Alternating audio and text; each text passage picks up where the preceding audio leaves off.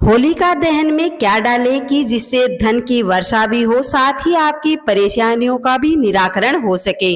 नमस्कार दोस्तों, होली की पूजा किस प्रकार की जाती है, होली की पूजा की राख लाने से क्या होता है, साथ ही घर में सुख समृद्धि के लिए कैसे पूजा करें जिससे कि हमेशा धन के भंडार भरे रहे, नौकरी में तरक्की मिले और घर में सुख समृद्धि हमेशा बनी रहे, जीवन में आने वाली या जो परेशानियां हैं उन सभी से दूर कैसे रहें, और धन प्राप्ति के लिए होली पर किए जाने वाले अचूक उपाय। इस बार होली सोमवार को पड़ रही है और उसी दिन चंद्र ग्रहण है। चंद्र ग्रहण होने के कारण होली पर ये चीज खरीदकर घर लाएं और घर की तिजोरी में रख दें। घर की तिजोरी में रखने से रातों रात धन में बढ़ोतरी होने लगेगी। और होलिका दहन की बची राख को घर में ला करके इस जगह पर रखें और समय समय पर इसे अपने माथे पर लगाते रहें। इसे लगाने के फायदे क्या होंगे, चलिए वीडियो में आगे जानते हैं।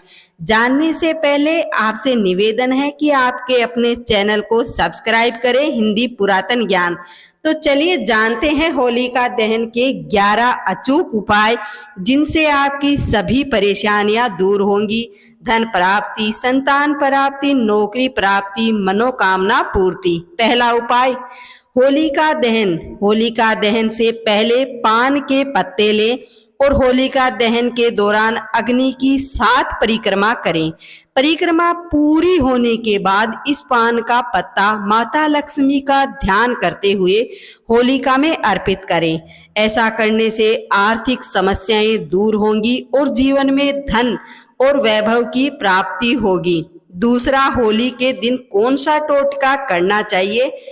पूजन करते समय या पूजन के पश्चात नारियल, पान और सुपारी और जलती हुई होली को भेंट करें। इसके बाद होली की 11 परिक्रमा करें। परिक्रमा करते समय अपनी कामना मन में करते हुए परिक्रमा पूरी करें। होलिका दहन के अगले दिन यानी सुबह होली की थोड़ी सी राख लाकर एक लाल वस्त्र में बांधकर तिजोरी में या घर में आप कहीं भी रख दें। फिर श्रीयंत्र, चांदी के कुछ सिक्के और राख, इन सभी को बांध करके आप अपने घर की तिजोरी में रखेंगे तो धन संपदा हमेशा बढ़ती ही रहेगी।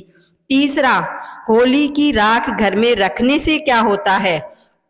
होलिका दहन के बाद जो बची हुई राख होती है उसे लगाने से क्या होता है, क्या फायदे होते हैं, तो चलिए जानते हैं। राख लगाने से घर में रहने वाली नकारात्मक ऊर्जा दूर होती है, साथ ही कभी भी नकारात्मक ऊर्जा घर में प्रवेश नहीं करती क्योंकि ये राख अति पवित्र मानी जाती है। किसी भी शुभ कार्य को करने के लिए अगर जा रहे हैं तो होली की राख का टीका लगा लें। मान्यता है और वास्तुशास्त्र और पुराणों में भी कहा गया है कि ऐसा करने से आपको सफलता जरूर मिलेगी। अगला है, होली का पूजन कैसे करें और कौन सी चीज पूजा में रखें जिससे कि सुख समृद्धि आती रहे। होली पूजन के लिए फल, फूल, कलावा, रोली, गुड़, पीली सरसों रखना ना भूलें।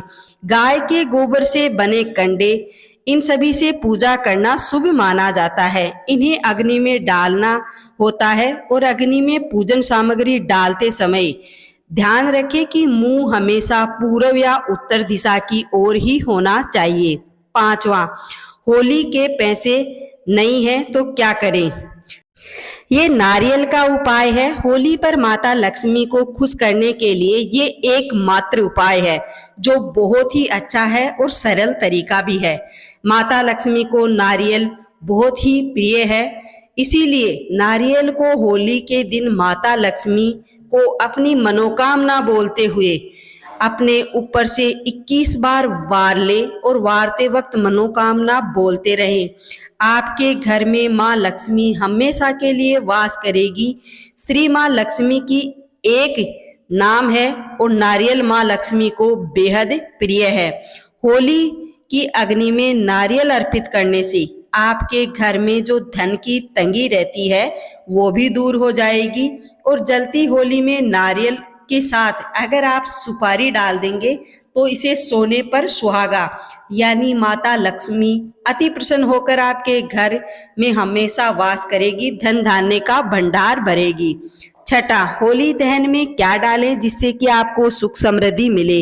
होली का दहन में सभी परेशानियों की मुक्ति के लिए और धन प्राप्ति के योग बनते जा रहे हैं। कारोबार में तरक्की चाहिए तो होली का दहन के दिन होली प्रज्वलित होने के बाद 11 उपलों की माला, पान, सुपारी, नारियल और अक्षत, चना, इन सभी के साथ मीठा भोग अर्पित करें। इसके बाद भगवान श्री विष्णु का नाम लेकर 7 बार होली की परिक्रमा करें।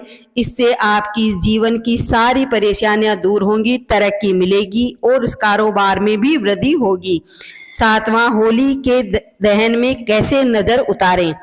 जिन लोगों को कारोबार में तरक्की नहीं मिल रही है या बच्चों को बार बार नजर मिलती है, तो होली का दहन के दिन काली मिर्च, काला तिल, लाल मिर्च, काली उड़द से नजर उतारकर इन सभी पदार्थों को जलती हुई होली में डाल दें।